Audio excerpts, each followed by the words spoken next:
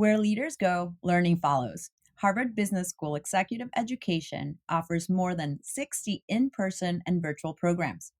Learn more and apply at hbs.me/go. That's hbs.me/go. Welcome to the Ellevate podcast, conversations with women changing the face of business. And now your hosts, Maricella Herrera and Megan Oliver.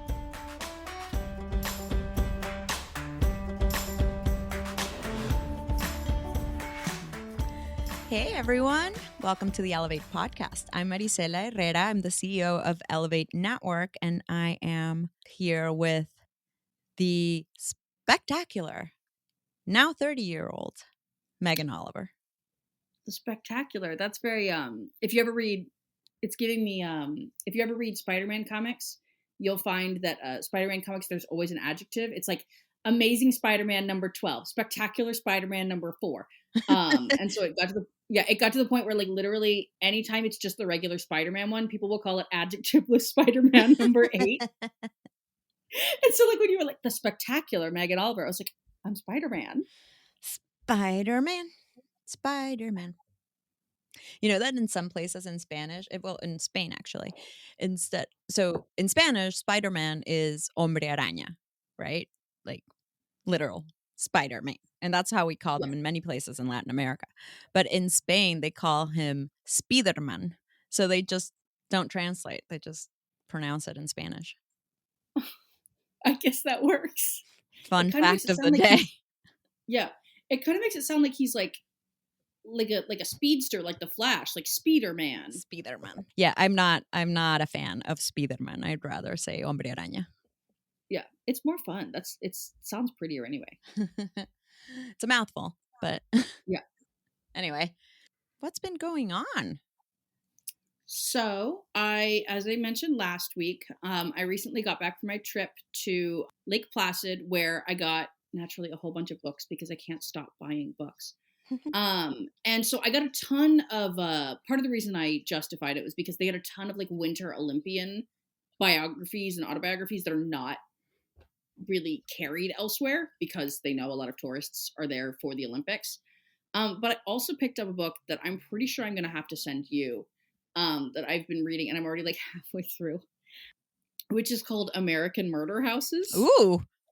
Yeah. And it's, by Steve Leto. And basically it's just a rundown of like 29 different houses that are still standing that famous crimes happened in.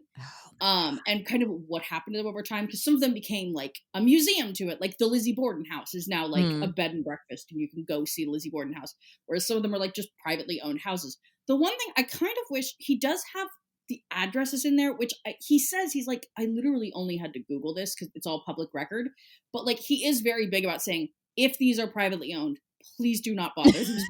Don't go and stand outside and be like, hey, we heard about the murder that happened here. So like, I'm kind of iffy on that, but I'm like, I do get that he was like, it's literally as simple as a Google search to get the addresses of these houses. It's not like I'm revealing anything that nobody else would know. But yeah, so really cool and just like so interesting to go through. Just of specifically ones that are still standing, because he covers a couple of different ones at the beginning where he's like, I'm not going to do these because the place has since been demolished. But it's just really interesting. The most interesting thing about it is seeing how they evolved over the years of like what they became and what became of these houses that had horrible crimes that they're in. So yeah, it's really, really interesting. Yeah, that sounds like something that would be up my alley for sure. Oh yeah. Yeah, I do. I'm basic that way. I like true crime. Yeah, I'm back to listening to my favorite murder again, which I had taken a break because really the running less time really puts a dent, I guess, in my podcast listening. Yeah, I can imagine. Yeah. So yeah, I've had to be really intentional about it literally since moving to New York, because it used to be my podcast time was my morning drives. Yeah, the commute. Yeah, a commute is such a good time. And then at least like in New York for a while, you know, when I was working in person in places, I would have at least a commute that way, and so I could listen to it. But when you're working from home, sometimes it's just like I'll do it like while I'm in the bath or like while I'm cooking. You know, the Right. one time a week that I cook. I need to be better about cooking, but I'm not going to be. Yeah, I'm doing it. I'm trying to go for walks so that my toes get back to their like my I don't know, my body gets back to using it as it should. Because I'm pretty much out of the weeds by now, so I'm hoping to be able to run in a few days. So I'm gonna be back on my podcast binge. What have I been into? Last week I talked about my trash TV binge, which I continue. I'm Yes. I'm sorry to say it's still there. It is still that. No such thing as a guilty pleasure in my book, only pleasure. Yeah, I'm still going through that. So there's not We much are more that on I've this done. earth too short of a time to feel guilty about things that give us pleasure. Yeah. And and and the book I'm reading currently, I'm reading a few to be honest. I'm always reading like 3 books. But the like silly novel before you go to bed book I'm reading right now is Lessons in Chemistry, Ooh. which I hadn't read, and I kept seeing it in like Libby and like the library app. Um, and it's pretty cute. It's about this scientist in the 50s. She's a woman, so she faces a lot of discrimination and hardship, but it's about how she falls in love with someone who is also a scientist and what happens and like her life. It's really good. And it has a lot of like I don't know, those moments of wow, we've come a long way, but also we still have so much to go when it comes Yeah. to gender equity. Which brings me perfectly To this week's guest. to this week's guest. Yeah, actually, that's a great segue because today my conversation is with Freada Kapor Klein, and she is talk about someone who made strides for women. She is an entrepreneur, an activist, an investor, and a pioneer in the field of organizational culture and diversity. Uh, She is also the co author of the forthcoming book, Closing the Equity Gap: Creating Wealth and Fostering Justice in Startup Investing, which she wrote with her husband and business partner. But honestly, my favorite of all of her accolades is that she co founded the Alliance Against Sexual Coercion, the first organization in the US to address sexual harassment. So that's how much of a badass this woman is. And we had an amazing conversation, and I hope you enjoy it. Yeah. I cannot wait for this one.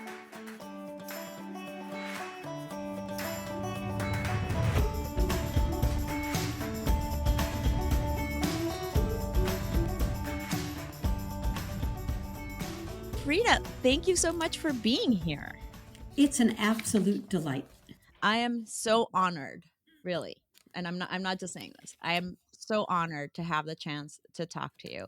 I will say Megan, who books our guests and interviews, had promised me I would have some incredible activists, philanthropists, social justice kind of people coming in. Uh huh. And when I saw your name, I was very happy. Great. I'm honored. So I'm really excited. So for our listeners who are not familiar with your work, can you give us a little backstory of who you are and and what led you to what you're doing now? What brought you to where you are today? I know it's a big question.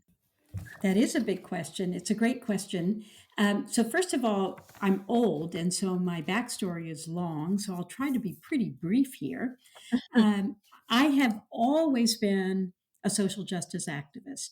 So I was cutting school in middle school to go picket for the farm workers.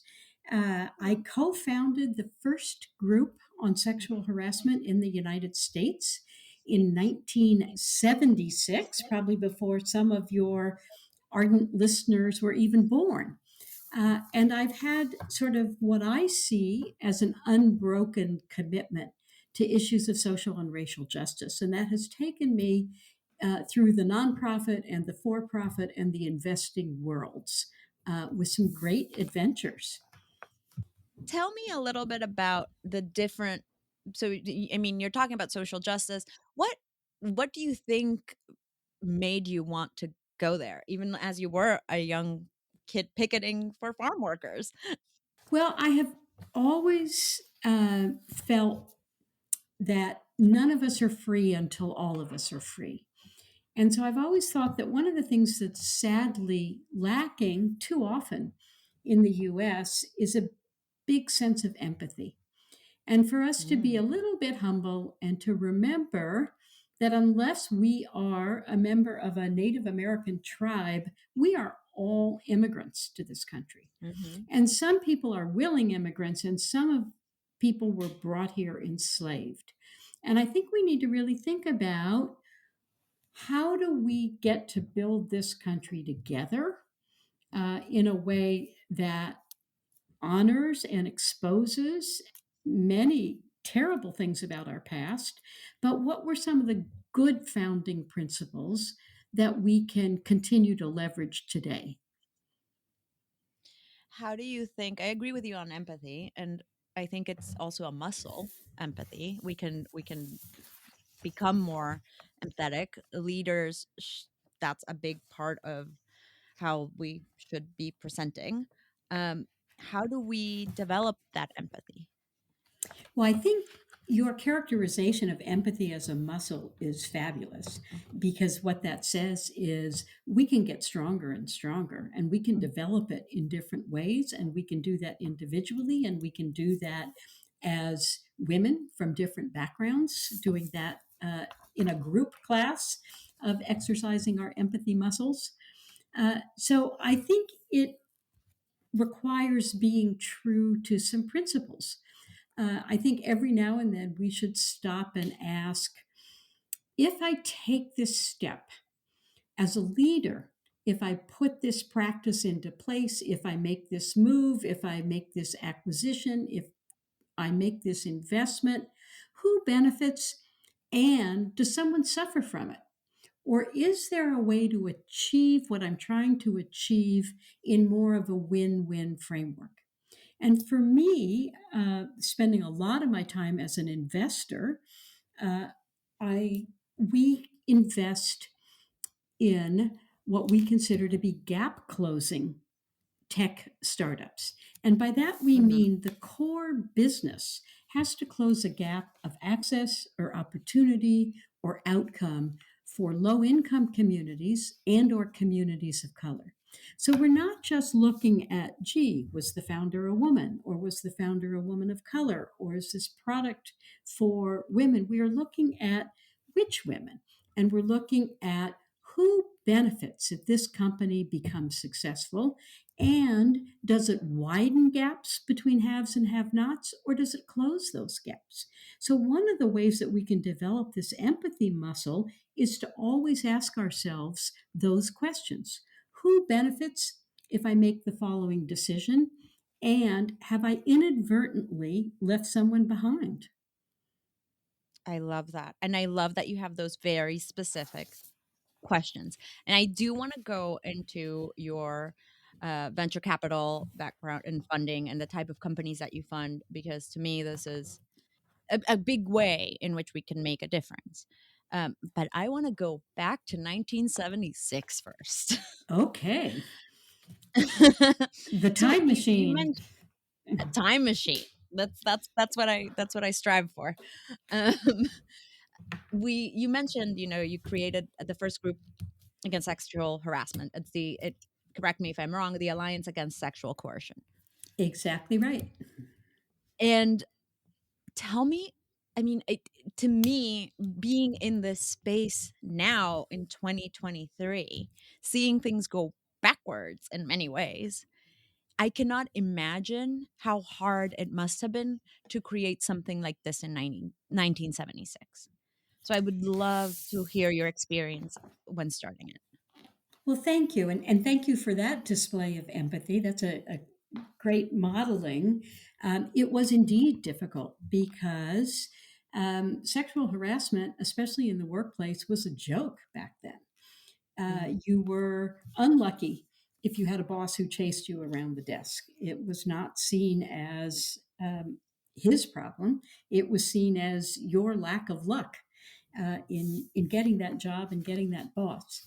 So I co founded the Alliance Against Sexual Coercion in 1976, uh, coming out of my experience volunteering at a couple of the first rape crisis centers in the US. As part of my undergraduate college experience in California, we had to do field work. And so my field work was actually at Bay Area Women Against Rape. And it was there that I began to understand the limits of the criminal justice system. And I also began to understand how many different contexts and situations led to a range of unwelcome sexual attention. That we knew mm, about rape at one end of the spectrum, and as we learned more and more about it, it was not strangers leaping from the bushes, it was people that we knew. It was people from our workplaces, for instance. And we saw the limits of the criminal justice system. There was actually one district attorney who said to me, "Look, the only rape case I can get past a jury with a conviction is a nun with 96 stab wounds." And for me to remember it verbatim this many decades later tells you what an impact it had on me. So when I graduated college and I moved to the East Coast, I was one of the places I went to meet people and develop some friendships while I started graduate school was the DC Rape Crisis Center. And in taking shifts there, I started getting calls from women who were sexually assaulted or attempted sexual assault towards them by members of Congress or others in the government. And so, one call I took, and what we were trained to do, was advocacy with the police and advocacy with the healthcare system, taking people to hospitals. And I called the Capitol Police and said I wanted to help this woman make a complaint. And the gentleman was asking me, going through the form, asking me all these details. Uh, and when I got to the name of the person who was the accused, the Capitol Police officer said to me on the phone, "Lady, I will lose my job if I file this report." ooh, So that prompted me, as someone who had had some research training and was pursuing research in my graduate work, uh, to reach out to the other rape crisis centers in the country. And at this point in time, there were about 200, and we did a survey of them. Had anybody else run into this problem of women who were assaulted by their bosses or their colleagues at work and trying to use the Rape Crisis Center protocol and hitting a brick wall? So it turns out that in 1975, when we did the survey, that almost every single rape crisis center had had this experience, and they had all had it in the last 1 year time frame. So something was going on in the culture where women themselves, all backgrounds, all races, all ages, all kinds of jobs, women themselves were saying there's a link between my boss hitting on me and rape. And the only service I know of that might be able to understand and support me is this relatively new rape crisis center. So, what we learned from that survey is that it was a very different issue, that people did not want to bring criminal charges against their boss. They wanted their boss to stop, and they didn't want to lose their jobs. So, we started the Alliance Against Sexual Coercion as 3 women who had all worked previously in rape crisis centers to develop a new protocol. And that was my beginning down this path. That got me involved in workplace training. That got me to my doctoral dissertation, which in 1984 was a study of sexual harassment. And I had 20,000 research subjects, 10,000 men and 10,000 women.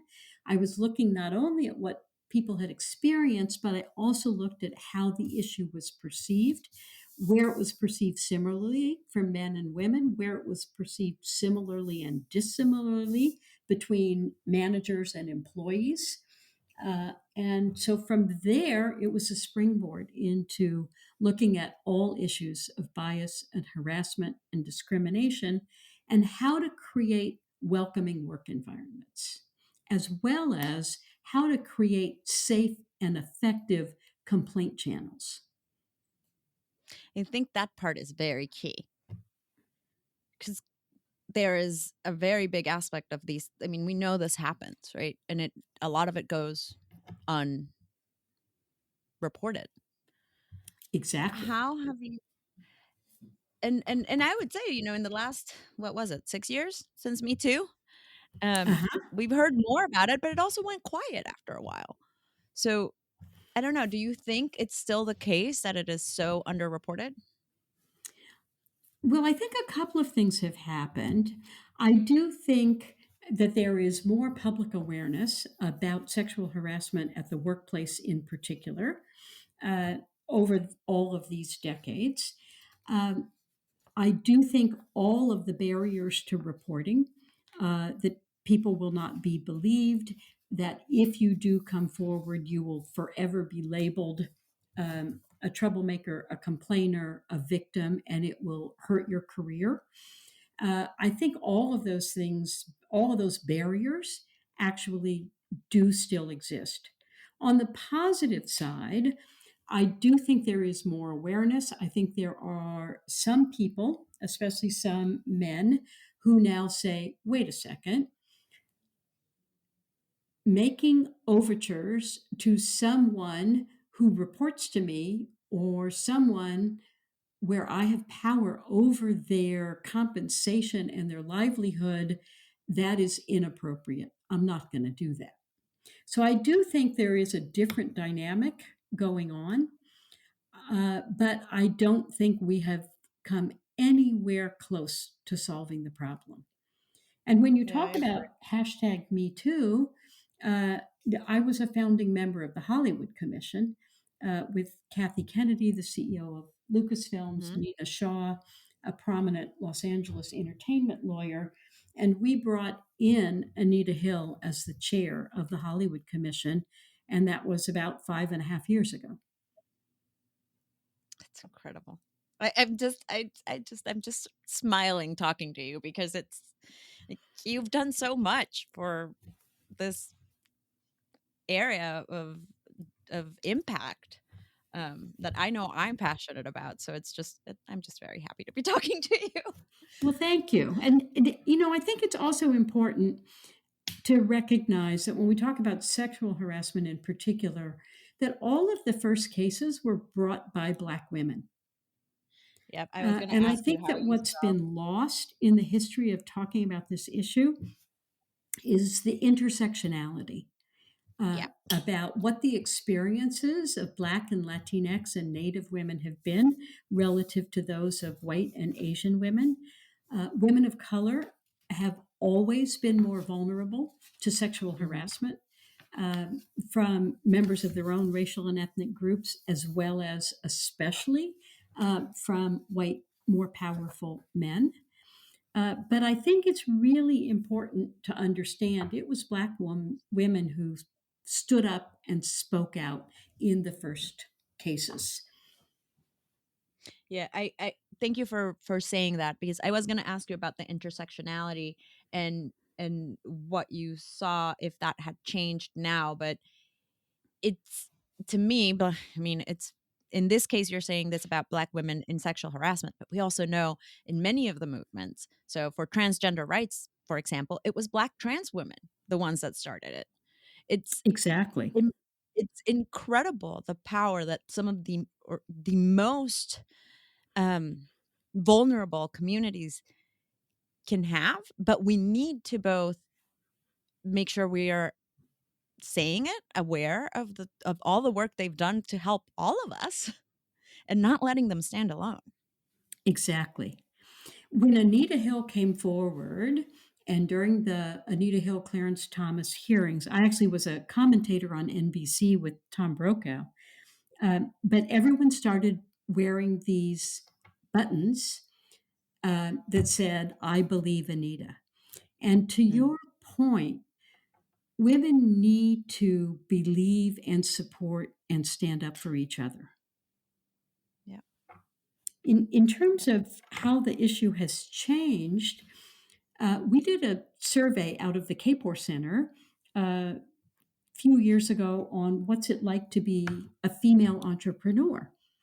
And Mm, to see that, unfortunately, many women who are entrepreneurs, who are launching businesses, who are pitching their businesses to venture capitalists, many of those women get inappropriate, unwanted sexual attention, get hit on, uh, comments made, unwanted touching, but nearly 10 times as much inappropriate sexual attention is directed at Black and Latinx women as is directed at white and Asian women.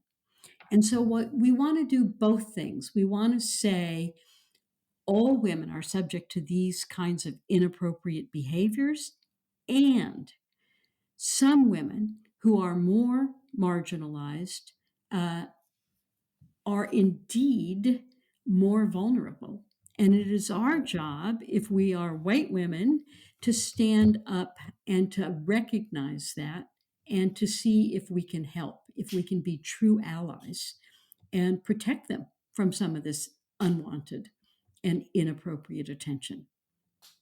so this is making my stomach just, ah, feels like a gut punch because not only are women not getting funded, because you didn't even mention that part, Uh-huh. but besides not getting funded, they're having to go through that, through Mhm. unwanted attention and ah, sorry, I needed to No, you're give you absolutely right. And in that same study, I mean, all women are being doubted as founders. They're having their mhm, competence and their expertise questioned relative to their male co founders, if they have male co founders. But again, not every single woman has the same experience. And right, in general, Black and Latinx women are more likely to have their competence or expertise doubted. God, and we are more likely to even receive less funding because even of the teeny tiny bit of funding that goes to women owned businesses and women started businesses, even it is a teeny tinier Mhm. percentage that goes to women of color. And Black and Latinx women are the ones that are increasingly creating businesses. Exactly. I Well, can't believe it. I am an optimist. Nobody does this work for this many decades who who isn't an optimist, or I suppose a masochist is possible too. But I'm an optimist. I do see things changing, and one of the things I see changing is, and we are investors not only in Black and Latinx women as founders, as well as white and Asian women founders. We are investors in brand new venture capital funds being launched by women of all backgrounds, by Black women, by Latinx women, by Asian women, by white women, and sometimes different women co founders. So to see these new funds pop up, where the general partners, the fund managers, are women and women of color, and they prioritize and create a safe space for women entrepreneurs to pitch their businesses. And the businesses are more likely to focus on issues of great concern to women: women's health, issues of concern to them as mothers, issues to concerns of them as being able to create safe and welcoming work environments. So are you seeing that it is more women, and I'll add people of color, um, making these, you call them gap closing tech startups? Yes, I do see disproportionately women and men of color um, starting gap closing businesses because one of the things that we believe, and um, we have just written a book, my husband and I have written a book called Closing the Equity Gap. And it's about our first 10 years at Kapor Capital. And at Kapor Capital, since 2011, so a dozen years in, we have been investing only in gap closing tech startups. And the majority of our founders are underrepresented. And by that, I mean women of any background, as well as Black and Mhm. Latinx men. And I should add, as we detail many of these companies in closing the equity gap, we also have earned top quartile financial returns, meaning we do better than the majority of venture capital firms with an investment thesis that says gap closing businesses are more important, are more likely to be successful financially, as well as to be doing good out there in the world. So, why we think underrepresented, underestimated founders are starting more of these businesses is they're using their lived experience, they're using their passion and coming forward and saying, I've experienced this barrier, this problem, this hurdle, and I can figure out a solution.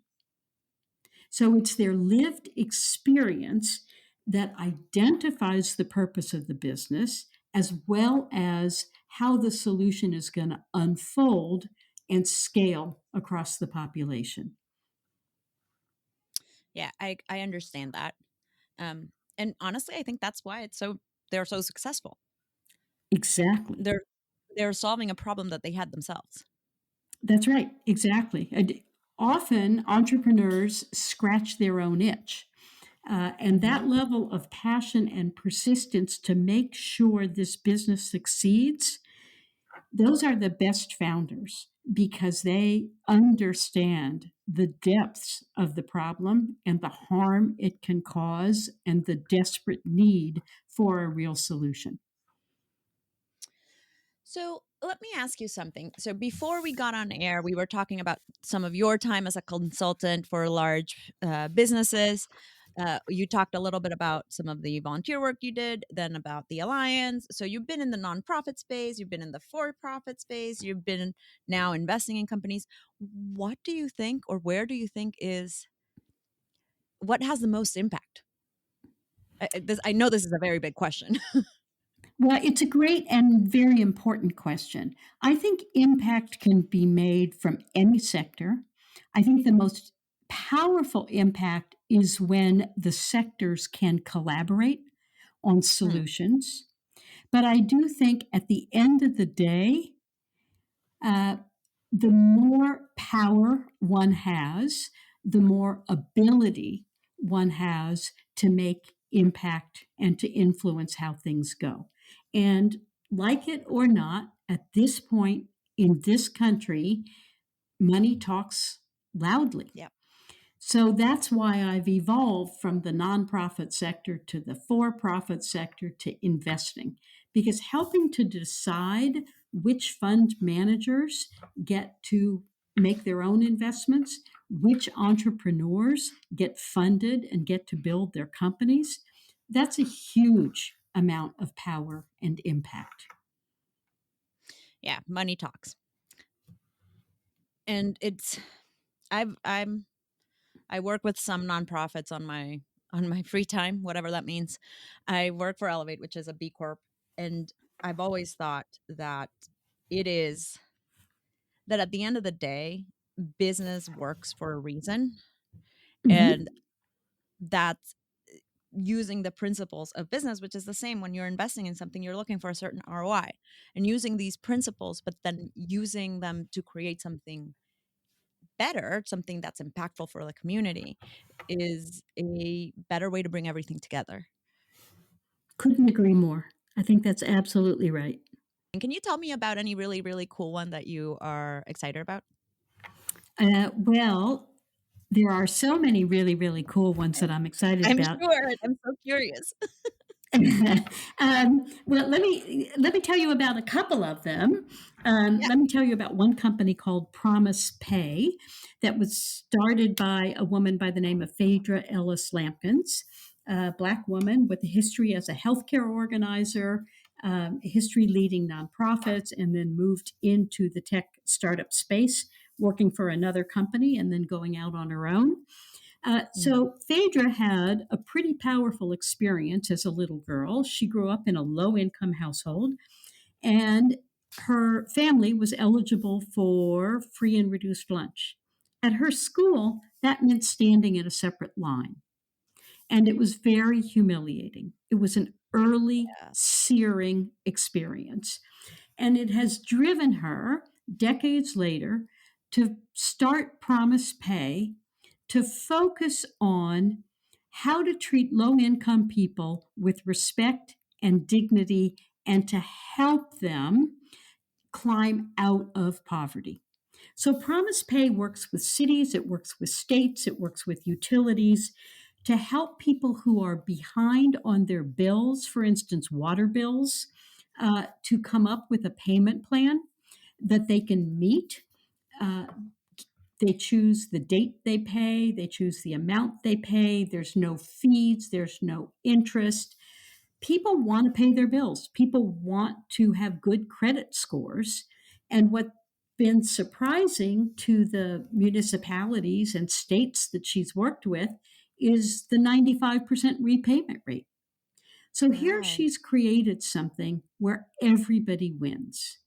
And I have heard she's helped me understand her customers. She sent me last week a tape of a customer success call with someone just calling, sobbing to say how thankful she was, how helpful Promise Pay had been, how respectfully she had been treated, and how her life had turned around now that she was given help in becoming current on her bills. I love That's that so how much. all business should function. Well, we don't have the power of money to fund some businesses here, but we have the power of platform. So if you ever have Mhm. founders with incredible businesses like that you would like to amplify their stories, please do not hesitate to reach out. That's terrific. That's a wonderful offer, and thank you. Yeah, I think for me, it's can we put these stories out there because there are stories that people should know. They should know that there are people out there creating change in a way that's profitable, that's impactful, and that Mhm. is driving to a better world. Exactly. So, speaking of this and speaking of reach, I guess, I have one final question, but can you tell me a little bit about how you see these founders or, you know, how their support system or community kind of aspect, do you see that within founders that are underrepresented? And the reason I'm asking this, just to give you some context, because I believe you mentioned something about socioeconomic mobility at the beginning, and it's something I think about a lot. I'm from El Salvador. We don't have a lot of ethnic diversity. We have extreme socioeconomic disparity, and so I I try to read up on the topic and understand. And I, from my understanding from research, the number one way to go through, so to move upwards socioeconomic mobility, is to be exposed to people who are more successful than you, which is partly what we try to do at Ellevate. And Mhm. so trying to understand, is this there's some aspect of this within your work with these entrepreneurs? Well, certainly at Kapor Capital, we do a lot of things to help our portfolio company founders get together and help each other. Mhm. So on any given day, you will see something. You will see one founder pose a question to another founder. Have any of you ever done an acquisition? I'm thinking about doing my first acquisition and I'd love some pointers. Does anybody have a Black accountant to recommend? Can anybody tell me what's the best combination of pay and equity to give to a chief technology officer? So you see these portfolio founders posing very real, very important questions about their day to day needs in a way that says to me, our effort to create a safe community has been largely Mhm. successful. That Yeah. we are not expecting them to know everything. We are expecting them to ask for help. And we are creating a community where one can ask for help and one should also freely give advice and lessons. Some of this comes from our basic investment criteria about gap closing companies. It also comes from the fact that we work very hard not to invest in competitive companies. So we might get a pitch, and this happened to me earlier this week. We got a pitch for a great company, and we sent the basic description of the pitch to two other ed tech companies in our portfolio and said, "This feels similar. Do you think this is competitive?" One said no, and one said yes. And on that basis, we decided we would not take a pitch and we would certainly not invest because we're committed to our current companies and to building and scaling them. Which makes a lot of difference because that really means, again, it goes back to, you were saying money does is power. And if you're putting your money in and your commitment with one of these companies. Mhm. So it's great. And I'm glad to hear that there is a community within your portfolio companies and founders are helping each other out. It's inspiring. Yeah. This has been inspiring. Thank you so much for talking to me. Oh, my pleasure. What a great conversation. Yeah, this has been fun. But we are going to end up with a little bit of a lightning round. Okay. Um, these are just fun questions. So, if you could time travel, where is the first place you would go? Speaking of time traveling. Oh, my goodness. Well, I would go forward. I would go 100 years forward, and I would want to know what have we done about climate change? What have we done about racism? What have we done about sexual harassment? Have we solved these? Wouldn't that be wonderful to see? You are a braver person than I am because whenever I ask this question, I can only think, and what if we went forward and it was all the same? I Oh, don't know if I could go back from that. uh-huh. But hopefully that's not the case. Uh, if you could have any superpower, what would it be? Oh, um, with the wave of a wand ending bias in every person's mind. I love that. Absolutely love that. Uh, dream dinner guest. Oh, dream dinner guest. Oh, my goodness. There are so many. Well, I can tell you, I mean, I've some that I've had. A dream dinner guest that I've already experienced is Anita Yes, please. Hill. Uh, a dream, there are many other dream dinner guests. We are investors in Serena Williams' venture fund, but I have Wow. yet to have dinner with her. So she's a dream dinner guest. Oh, can I come? Oh, please.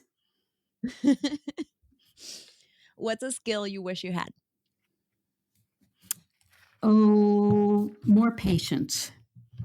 Mm. Best piece of advice you've ever been given? Ah, this is when I was in a corporate job and I was getting headhunter calls.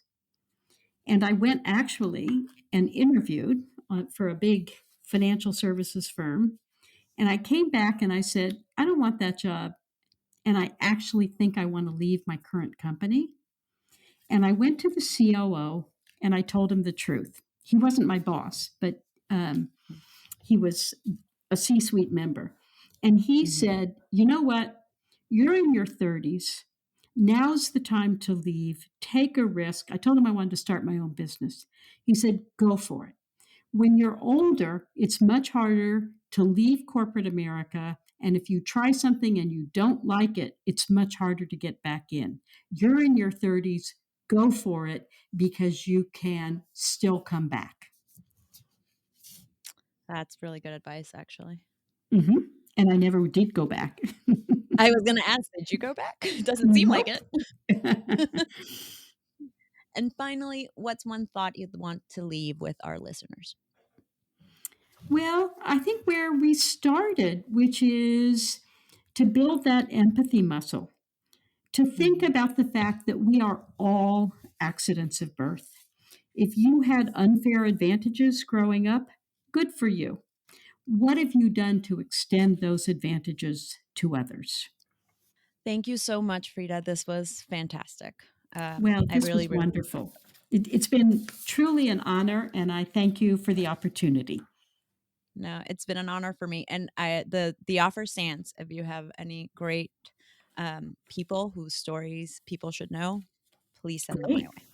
Well, and there are a lot of stories of women founders, women of color founders, men of color founders in our book that comes out next month. And Closing the Equity Gap is full of inspiring stories of founders who are building gap closing businesses. Can people pre-order that? Yes, it is available for pre-order. Its publication date is March 14th. And where can they pre-order it? I think it's available wherever you want to buy your books. So Great. online, independent bookstores, any place you like to buy books. And it will be available as an audiobook as well. Put that I in can the jump in also. If you go to closingtheequitygap.com, there are links there that will direct you to wherever you want to purchase the book. perfect. That was Candace. Sorry, yes, this is Candace. Thank you, But I want to make Candace. sure. Thank you, Candace. I want to make sure this is in the recording. So, closingtheequitygap.com. Yes. Yes, closingtheequitygap.com. That's the title and the URL to the website. Perfect. We're gonna have that in. We'll put that in our notes too, so people can go and order. Wonderful.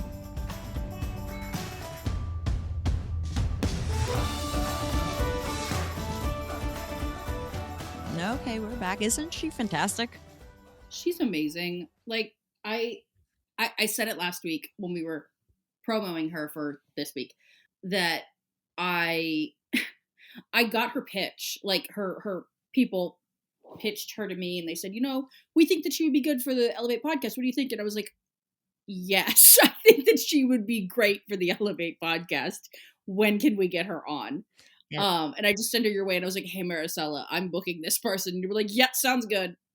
Yeah, she's fantastic. I had such a good conversation with her. I really enjoyed it. And every time I can speak to people who have made such a difference for equity, for the rights of women, the rights of minorities, it just warms my heart and reminds me that change is possible. Which sometimes, even being in this field, sometimes it's hard to keep your head up and say, let's keep doing this. But then you meet people like Freada who have done it for so long, and you're like, okay, I can do it too. I can put myself out there, as messily, as complicated, as complex as this is. I can put myself out there. I can show up for others. So it's nice. Yes. And that actually leads perfectly into our talk about this week's events at Ellevate, because our Ellevate Roundtable this Thursday is going to be talking about how your network can help you conquer self-limiting beliefs. Great topic. Yeah, amazing topic.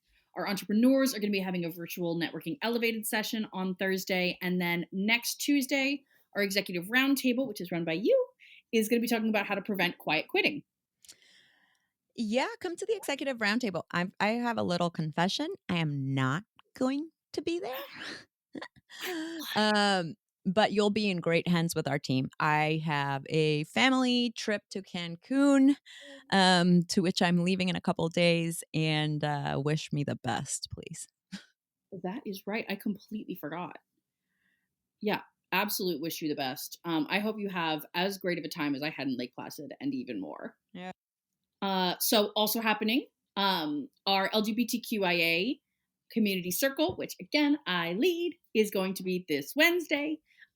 We do welcome allies at this one. We do every other session. We welcome allies to come in, mostly just to listen and learn, and but occasionally ask questions. You know, we had one that was really good the last time we had an ally session where she truly was like, I just wanted to come here because I wanted to ask, how can I be the best ally I can be without it being performative? Because the last thing I want it to be is to be about me. I just want to be able to help others.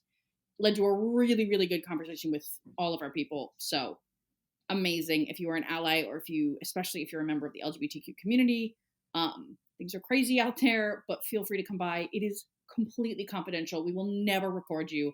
I will never release names or anything like that of people who come by. It's confidential. Come on in. We also have on Thursday our Asian and Pacific Islanders community circle, and next Tuesday our Hispanic, Latina, and Latinx community circle.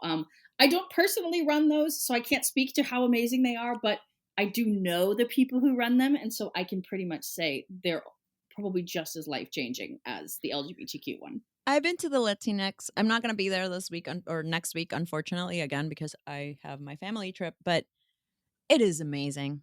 Honestly, it's like the self-care you need at the end of the day, the end of a long day, because you just can let your hair down, talk real, and be with some other incredible people.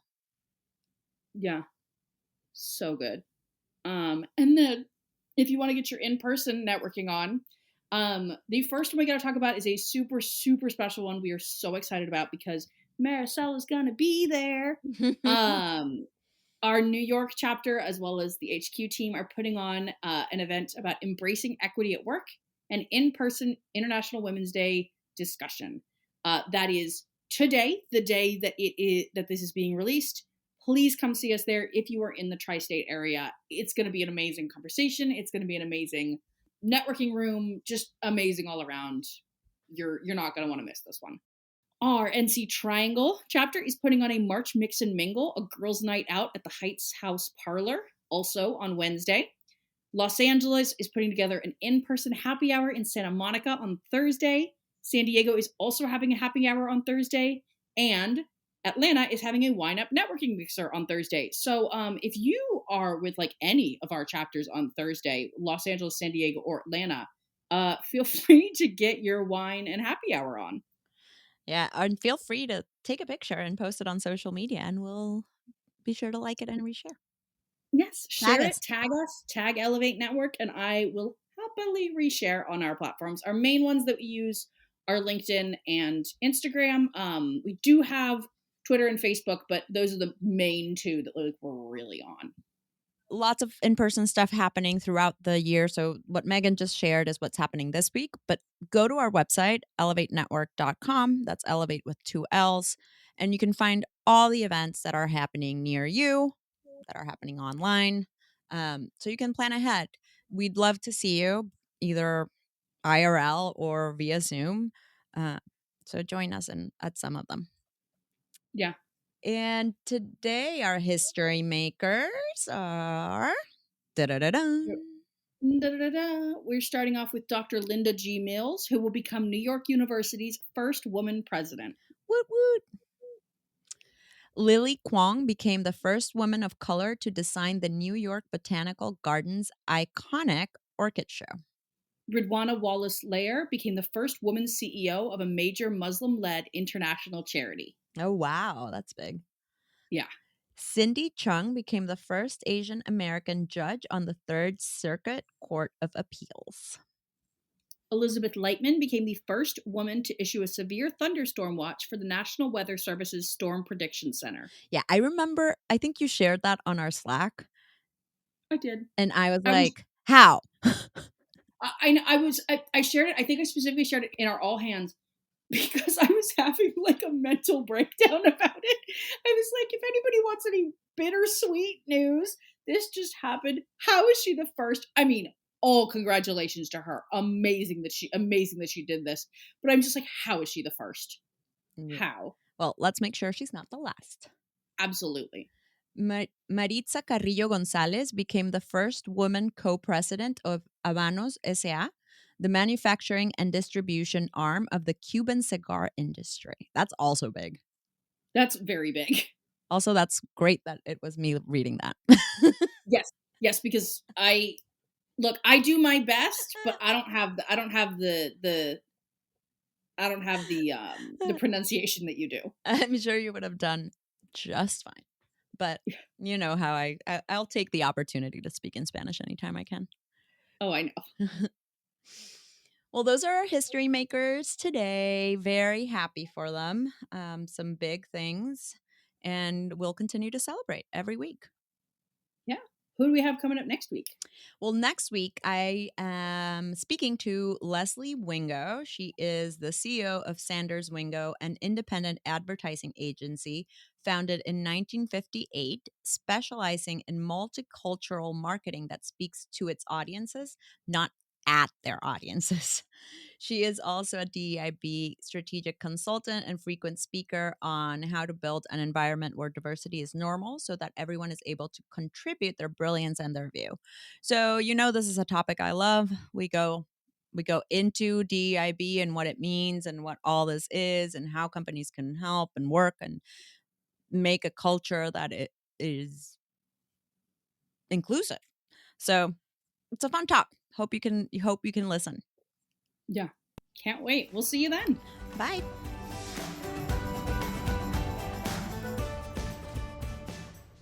Join an exceptional peer group to sharpen your leadership skills and advance your career. Harvard Business School Executive Education now offers in-person and virtual programs. Learn more at hbs.me/go. That's hbs.me/go. Thanks so much for listening to the Ellevate podcast. If you like what you hear, you can subscribe, give us 5 stars, and share your review. You can learn all about Ellevate membership and all the great things that Ellevate Network is doing at our website, www.ellevatenetwork.com. That's ELLEVATE network.com. And special thanks to our producer, Catherine Heller. She rocks. Thanks so much, and join us next week.